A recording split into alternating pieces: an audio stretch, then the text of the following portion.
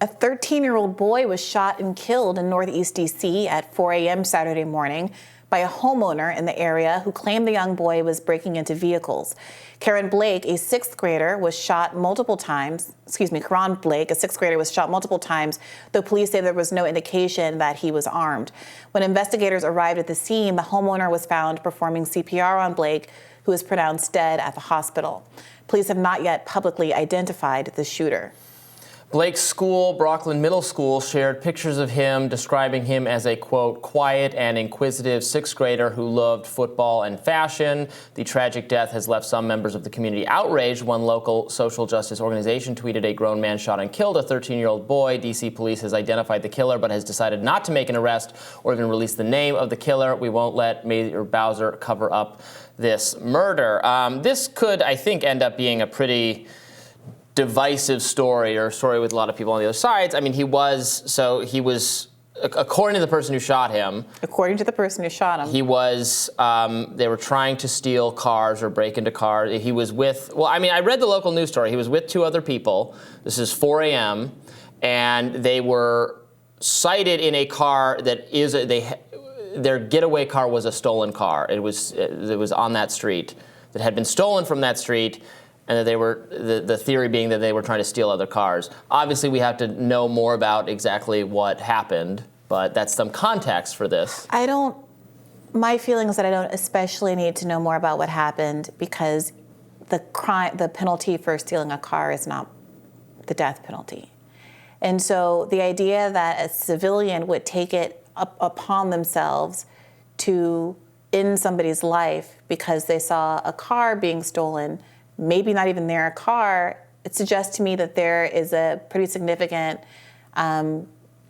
devaluing of human life and a confusion of what priorities should be. If you don't want a car to be stolen, call the police. But don't you complain about the police? This is a crime that the police, what if they don't do anything about it? They underserve minority communities. Of course they do. Yeah. And I think that it's likely that the police, frankly, would also shoot in a way that they shouldn't.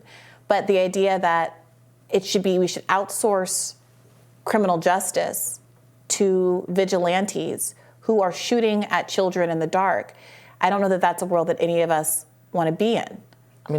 But who are stealing their car? I don't think you have to. Robby, I don't think you have an obligation to sit back and let your car be stolen. Yes, you do.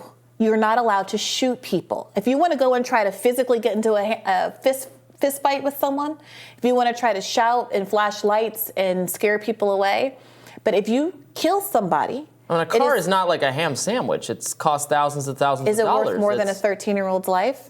But the 13-year-old, the person stealing the car is the aggressor. They chose to steal a very valuable piece of property, maybe something you can't get to your job without. Maybe and they deserve to be dead?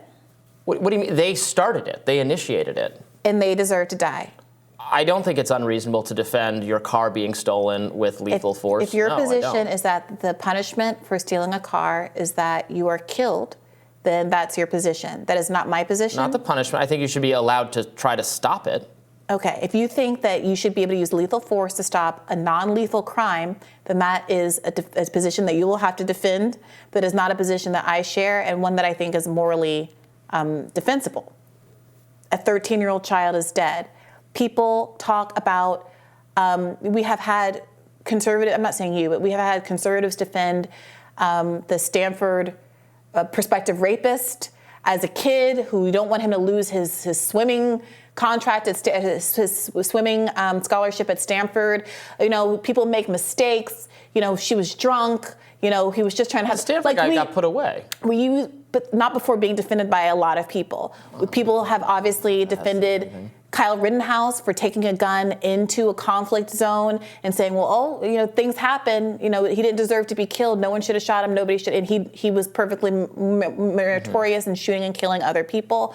It is striking to me that there would be any controversy around the obvious truth, it seems to me, that you should not vigilante style shoot down people who are trying to commit a property crime and in fact sentence them to death if they had been arrested and tried by the police and by the criminal justice system, they would not have been murdered. Okay, I think you're underplaying the seriousness of the crime he was allegedly going to commit a little bit. I think you're underplaying the seriousness of what it means to murder a 13-year-old child. I don't think poor people, working people, can't just like having your car stolen is a big deal. You might not get it back. First of all, you don't know anything about who was being victimized here, but regardless, you get your car back from someone investigating and finding your car. Joyriding is very common. People joyride in all kinds of communities. Teenagers go and try to find open cars, ride around and abandon them on the side of the road. You can look up statistics about how common this is. It's very serious, and people absolutely should not do it. No, people shouldn't do it, but you also shouldn't shoot and kill 13-year-old children.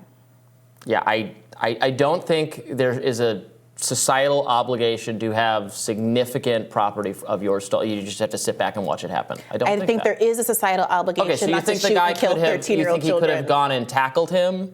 Well, he's a 13-year-old kid. Can we pull the picture up of the child again that was posted by the middle school? The middle school that he attended? This local news story says there were 3 of them. Okay. That's who he shot and killed.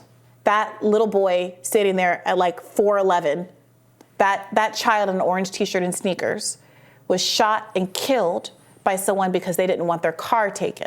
Okay, so he should have tackled him. He should have fought with him over the I mean, people have died in this context in D.C. over in the context of cars being stolen. People would get accidentally run over. Which is why I would have stayed in my house and called the police. Okay, and that is a perfectly legitimate decision to make, but the decision not to let them steal your car is also, I think, again, legitimate. You don't even know if it was this guy's car. The report was that they were trying to steal cars. This person, we've seen stories like this before where people take vigilante measures on behalf of other people, which even like further, the runner in the neighborhood, and that guy should be. Those people were prosecuted and should have been. I agree. Right. So the facts as they are that at least one 13-year-old, who knows what the ages of the other people involved. Frankly, if they were older, it's even more tragic. The idea that he had been caught up with an older crowd, perhaps diminished responsibility. The whole thing is very tragic. Sibling, I mean, what are 13-year-olds stealing cars at 4 a.m.? I think it is not especially controversial to have an accounting of the value of property versus a life, and it should not be uncontroversial in our society to understand that it is much better to lose a car than to lose the life of anybody, but especially a 13-year-old child. And the problem with these kinds of shootings in this vigilante justice or shootings on behalf of the police is that there is no trial, there is no ability to assess the context of what's been going on or mete out punishment in a way that actually fits the crime. It becomes a death sentence for anybody who affects your property. And I think a real problem in this society is valuing material things and property such that there is any conversation to be had at all about what it means for a family to have lost a 13-year-old child because somebody with a gun decided to start shooting in the dark indiscriminately. Okay, that wasn't a choice just made in a vacuum. The initiating event, we don't know, we need to know more, but according to his telling of what happened is that a serious crime was taking place.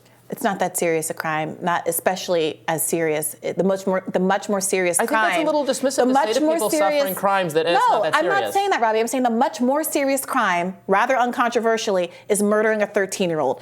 Joyriding in a car, murdering a 13-year-old, I don't think there's much room for debate there. All right, well, I would like to learn more about this. Obviously, I think it's tremendously sad that this happened. I feel for the family. I think it's we need to talk about what societal, what systems are there that are letting kids of this age get into dangerous or not good or antisocial behavior. How is the community being failed?